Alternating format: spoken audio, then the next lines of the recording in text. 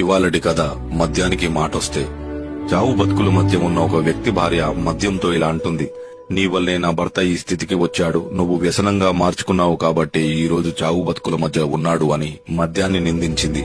అప్పుడు మద్యం అంటాడు, పిచ్చిదానా, మొదటిసారి నీ భర్త 16 ఏళ్లప్పుడు అమ్మాయి ప్రేమించి మోసం చేసిందని చద్దామనుకున్నాడు. కాని నన్ను పుచ్చుకున్నాక దానమ్మ ఇది కాకపోతే ఇంకొకతని బతికించి పంపాను. చదువుకున్నా లాభం లేదని సాయంత్రాలు ఏడుస్తుంటే ఉద్యోగం కాకపోతే వ్యాపారం చేసుకుంటానని ధైర్యం చెప్పి పంపాను.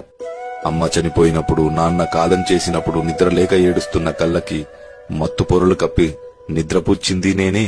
మోసాలను మన్నించేలా, కష్టాలను భరించేలా, వెన్నుపోట్లను తట్టుకునేలా ధైర్యం ఇచ్చింది నేనే. పట్టించుకునేవాడు లేనప్పుడు, పలకరించేవాడు కరువైనప్పుడు స్నేహితుడిలా నిలిచింది నేనే. సంసారం ఈదలేక, పెట్టే బాధలు చెప్పుకోలేక చేతగాని దద్దమ్మ అని అంటుంటే ఎక్కడ ఉరితాడికు దగ్గరవుతాడో అని బాధను మరిపించింది నేనే, ఇంటికి పంపించింది నేనే. అన్ని సందర్భాలలో తనకు జీవితం పైన ఆశ ఉంది కాబట్టి నా మత్తును మరుపుగా భావించి ముందుకు సాగాడు. ఎంత చేసినా నువ్వు మాకు ఏం పీకావు అని ప్రశ్నించారు కాబట్టే బతకాలన్న ఆశ కోల్పోయి మంచాల పడ్డాడు. మందు వికటించి కాదమ్మా, మనోధైర్యం లోపించి చనిపోతున్నాడు నీ భర్త.